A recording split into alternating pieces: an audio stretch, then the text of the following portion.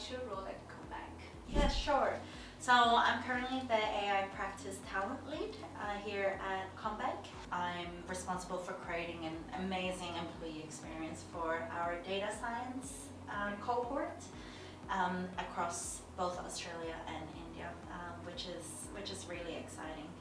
It's a very exciting role to kind of bring in a lot of my org psych experience, but also more from a technical standpoint when it comes to the data science community. That's really interesting. This is something very different. I haven't heard of it before. So what kind of org psych principles do you apply in this kind of job? Oh, it's very, very broad. So I'd say, there's a lot around motivation and engagement. If you think of the entire employee experience and life cycle, from kind of early career talent joining the workforce as graduates versus getting promoted to the next step and learning and developing. So there's a lot around motivation and engagement and learning and skilling, development, leadership. So I'd say kind of spans across a lot of the org psych remit in this role, which is something that I find really exciting. And also with my previous background in kind of executive search and leadership assessment and coaching, it plays very well in this space too, even though I'm kind of working with talent of all levels. Okay, so what's a typical day look like for you at work? That's a very great question. I have to make sure that I have my matcha in the morning just to set me up for the day. But essentially, every day is so different. There's a lot of meetings because I'm working on different initiatives. It's a lot of workshops or planning, even playbacks and problem solving, making decisions.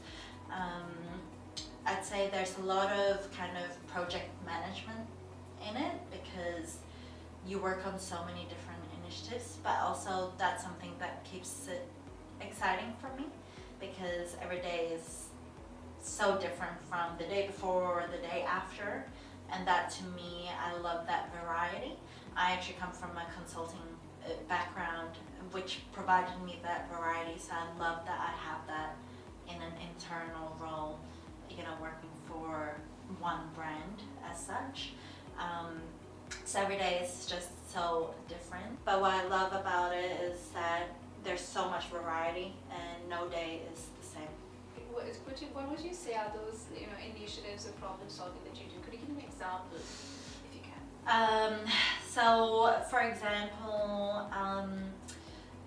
we're looking at our graduate program that is quite new for our data scientists. So I'm basically looking at it from an end-to-end perspective and how can we make the experience the best experience for our graduates.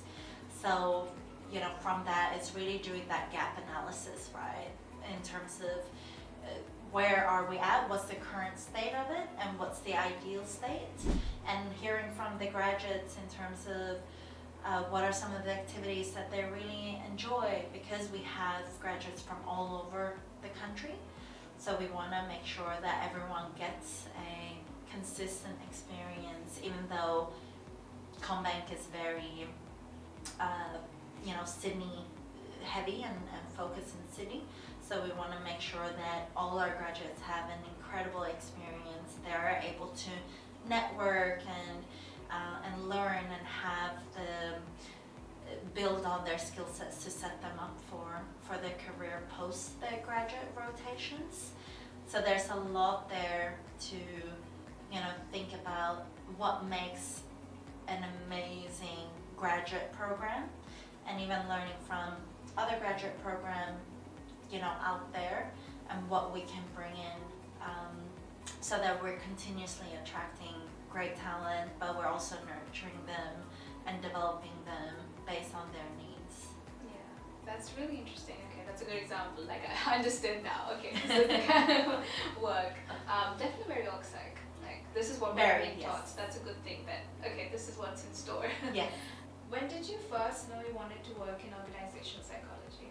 That's a great question. So my experience in psychology, so I did my undergrad in psychology in London, and during that time my head was always I wanted to go into clinical psychology, which, you know, from a lot of my conversations with other psychologists, that's kind of been a very common route.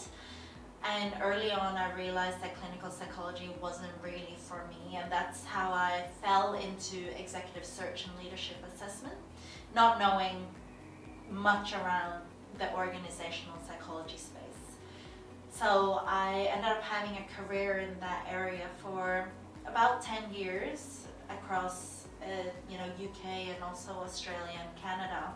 And during that time I felt that I really, now I'm having a greater understanding and appreciation for how organizations work, but I also wanted to bring that psychology flavor back into it.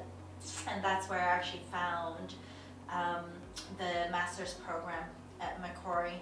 And I had a look at the curriculum, and every module, it just excited me. And I hadn't studied for 10 years, since then. I just decided this is it. Yeah, there's no turning back from that. Like, I loved the master's program. I loved every module, the placements that we got to do, and building the network. And that's kind of how I got into it. That sounds like a long journey. Interesting. Yeah, but that's interesting, because I've heard this from a lot of people, not a lot of people, but like quite a few people, saying that they didn't want to do clin psych, Yes. and then they had this business thing, and they combined this with psychology, and it's so interesting. So that's definitely a route a lot of people have taken. So, Absolutely. yeah. Absolutely. So what's the story behind how you landed this job?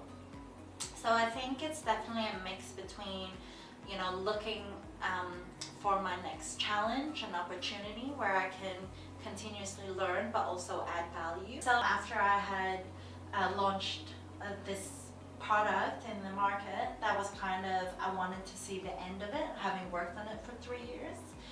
And I was kind of thinking on what's kind of the next challenge, and something that excites me, that makes it worth for me to make the jump to a different role. And I think when this role came up in our internal portal, I just felt this is a great space. AI is kind of the future, and we're already in it, with ChatGPT. And I felt this is an area where I can learn a lot, but also from a talent perspective, with my experience in org psych, but also in executive search and leadership assessment and coaching. And for me, something that really motivates me is learning. And I felt like, I want to learn more about the AI space, and what's happening in this area, and how we can continuously upskill and reskill and learn and develop. So I just found that it was a perfect move. So tell us a bit about your journey to the current job. Of course. So it's been a long journey, but a very exciting journey. I did my bachelor's degree in psychology in London, in the UK, and that was a great experience. I just moved out of home.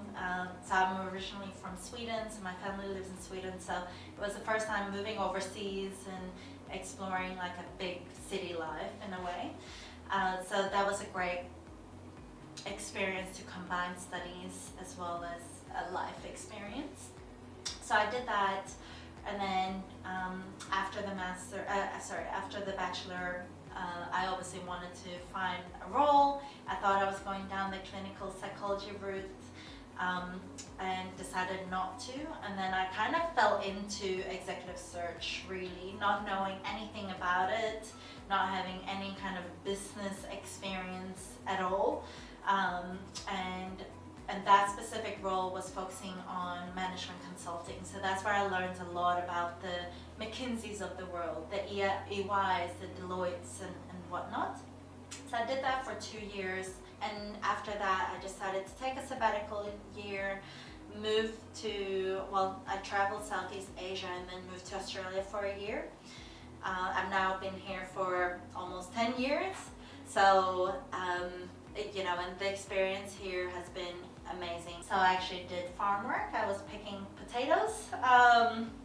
And I remember my mom saying, she's like, oh, you study psychology, why are you picking potatoes? And I'm like, don't worry, it's a stepping stone for me to be able to stay in the country. So I did that, and then as I came back from my second working holiday visa, I was approached by a global executive search firm, kind of like the big four, like accounting firms, but in executive search.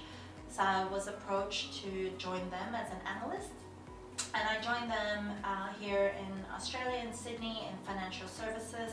So we were working across, the banks, the insurance companies, asset management, you name it, across the entire financial services industry. And I spent 5 years at this company, and I managed to spend a year in our Canadian office in Toronto, which was really exciting to have another kind of global experience under my belt.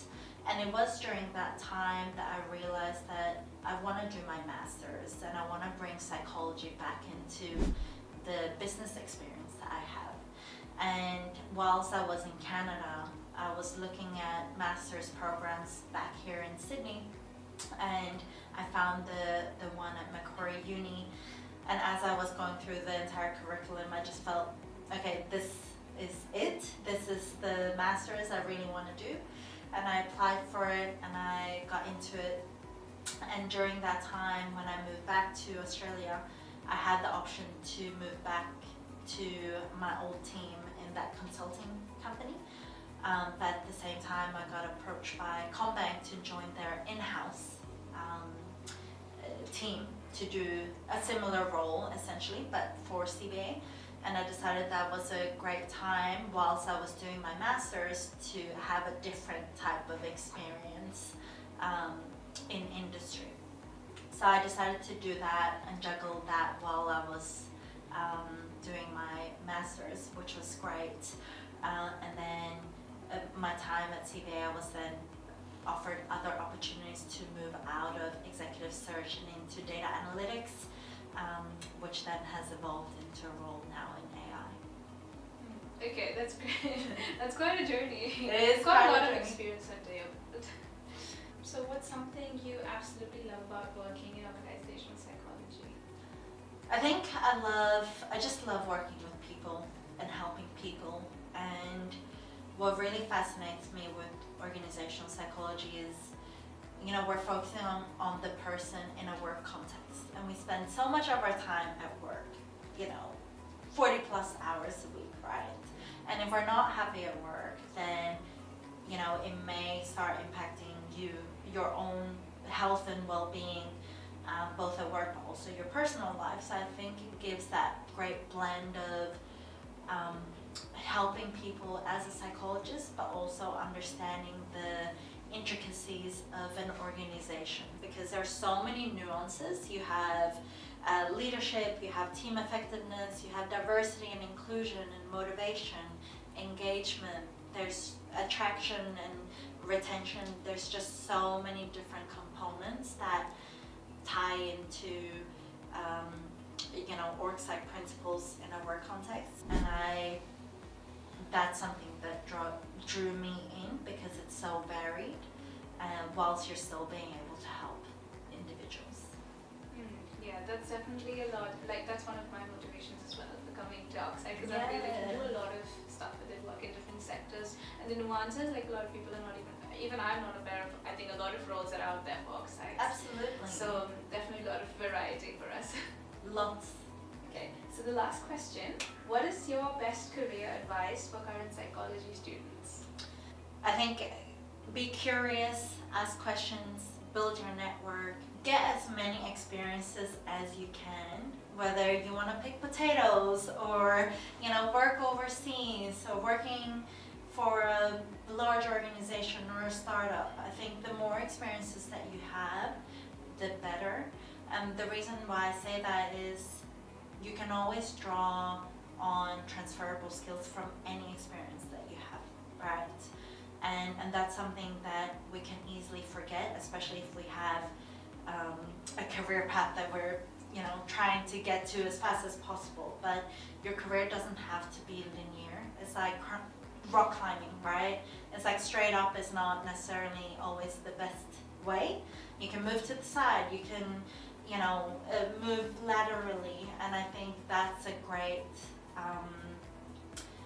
piece of advice that I really enjoyed, and that helped me guide my career personally, and just gaining as much experience as possible, and just be curious, ask questions, speak to people, build your network. It's any experience that you have will be incredible for your career development, your understanding of people and the world, which will be extremely